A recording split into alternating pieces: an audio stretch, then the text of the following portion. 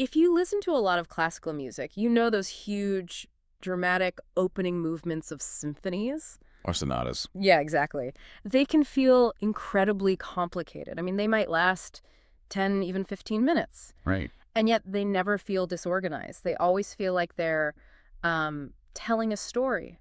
They do. And, that feeling isn't an accident. It's because the composers were following a very specific blueprint. Blueprint. Yeah, an architectural plan, really. It was developed back in the 18th century during what we call the classical era.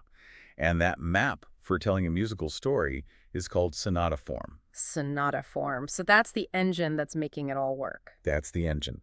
When we talk about musical pioneers like Joseph Haydn and Wolfgang Amadeus Mozart, they weren't just writing amazing tunes. They were perfecting the structure. They were perfecting this structured way of organizing those tunes. And it's important. I mean, you really can't overstate it. So it became the standard. The absolute standard for writing the first movement of almost every major work. Symphonies, string quartets, solo sonatas, you name it.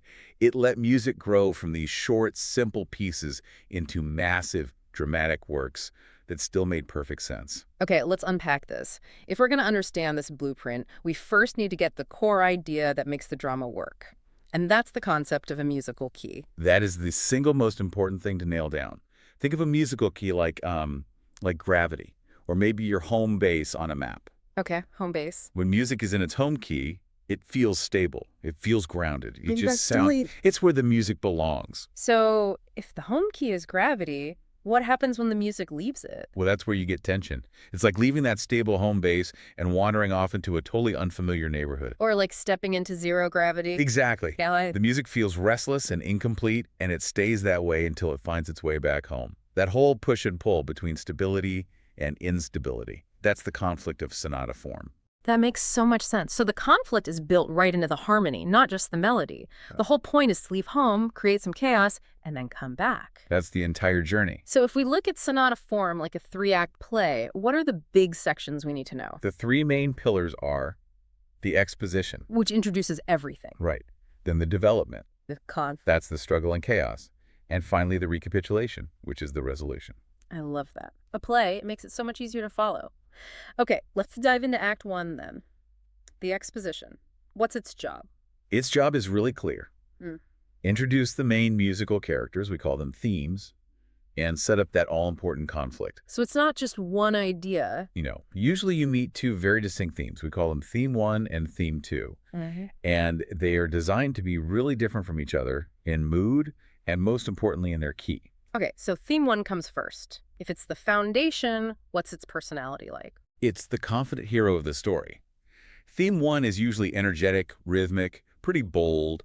It's there to grab your attention. And to establish that home key. Exactly. It establishes that stable, grounded feeling we talked about. In a symphony, you'll often hear the whole orchestra play it loud, just to say, hey, this is important. This is home. So once we feel stable and secure, the composer has to, what, pull the rug out from under us? Sort of, yeah. They have to engineer the first move away from home. Yeah. And that's the job of something called the bridge, The bridge. or sometimes it's called the transition. It literally connects Theme 1 to Theme 2. Its job is all about action. It's not usually a memorable tune itself. So it's just meant to build excitement. It builds excitement by using things like scales and fast notes, but its most important job is to perform a musical trick. It changes the key. It modulates. So when we hear the bridge, we feel the ground shifting under us. We're moving away from that musical gravity. Precisely. We are moving from the home key to a new secondary key, the foreign key. And when we get there, everything just feels a little different. And that's where we meet our second character, theme 2. Yep. And Theme 2 is designed for pure contrast. If Theme 1 was loud and aggressive, Theme 2 is often quiet, lyrical, almost like a song. It gives it some emotional depth. It does. But the absolute, non-negotiable rule is that Theme 2 is always in that new foreign key. Wait, okay, hold on. So the conflict isn't just that the melody is different or softer. The real tension is because this beautiful new tune is being played in the wrong key. It's unstable. You've got it. That's it. That difference in key is the main conflict that the rest of the entire piece has to solve. Wow. And composers would often highlight that difference by, say, giving the melody to a different instrument, maybe a soft flute or an oboe, to make it sound even more vulnerable in this new place. It's amazing how much drama is happening just beneath the surface, in the math of it all. It really is. And it's worth remembering, back in the 18th century, people couldn't just pull up a recording to learn the tunes. Right, they heard it live once. So composers would often put a repeat sign at the end of the exposition. The whole section, theme 1, the bridge, theme 2, was played twice, just so the audience could lock those characters into their memory. So you really knew the characters before they went on their adventure. Exactly. Otherwise, the adventure wouldn't mean anything. Okay, here's where it gets really interesting for me. We've met the characters, we have the conflict. Now we hit Act 2, the development. This is where the composer just Let's loose, right? This is the heart of the whole movement. It's where the composer has maximum creative freedom. The music completely leaves that stable world behind. It travels through all these different distant keys, and it sounds incredibly unstable. It's like the musical adventure montage. The characters are lost, they're struggling. That is the perfect analogy. The composer takes those nice, neat themes we just met and rips them apart. Rips them apart. Yeah, they use tiny pieces or fragments of theme 1 and theme 2. They'll take a little rhythmic bit, stretch it out, turn it upside down, or mash it together with a piece of the other theme in these totally shocking ways. It's controlled chaos. So if I'm listening, how do I know I'm in the development section? What am I hearing? You're listening for confusion, for instability. First, the key is changing constantly. You never feel grounded. Second, the themes are basically fighting each other. You hear tiny bits of them, maybe jumping from high instruments to low instruments really fast. The volume is changing. It's a high point of tension. It sounds intense. The composer has to keep twisting these fragments without losing them completely. We still have to recognize them. Yes, and that's the key. That feeling of a recognizable struggle is what gives it emotional power. It's not just random noise. We know these characters, and we hear them being put through the ringer. But all that drama can't last forever. The development has to build towards something, right? It has to prepare us to go back home. It absolutely has to. It builds tension right up to the very last second. And then often with this huge crescendo, it just clears the air. You hear this one clear moment that tells you, okay, the struggle is over. We're going back. Which brings us to Act 3, the recapitulation, the homecoming. This is that huge sense of resolution the whole piece has been building towards. We hear all the main themes from the exposition again, pretty much just as they were at the start. So theme 1 comes back in the home key, totally stable again.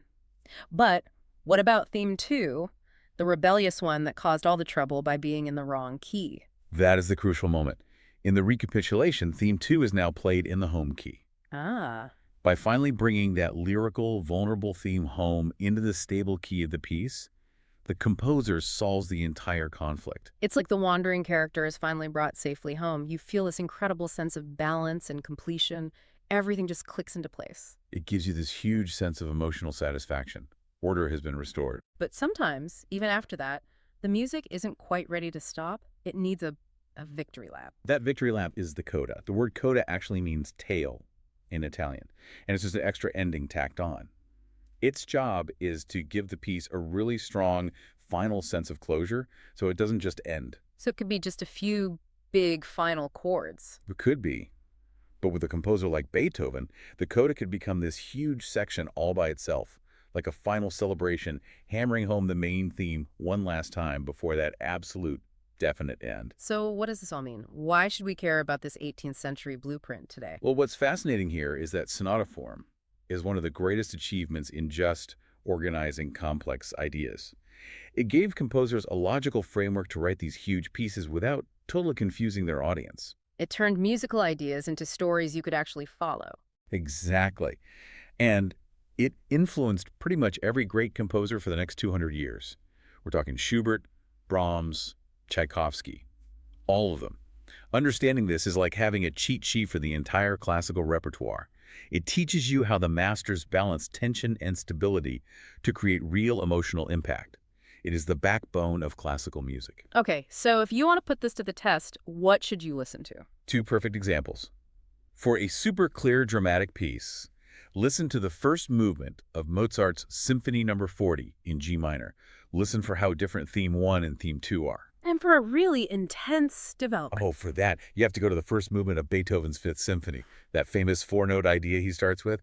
He just tortures it in the development section. He gets pulled apart and thrown all over the orchestra before it comes storming back home. So when you listen to those pieces now, you have the secret code. You know exactly what the composer is doing. It completely changes how you hear it.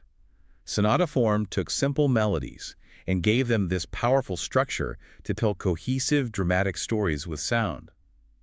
It's the organization that turned music into a masterpiece. Next time you hear a classical piece, try to listen for just that moment when the music feels most unstable, most confused, like it's floating without gravity. That's the development section. That's the composer trying to trick your ear. Good luck with your studies.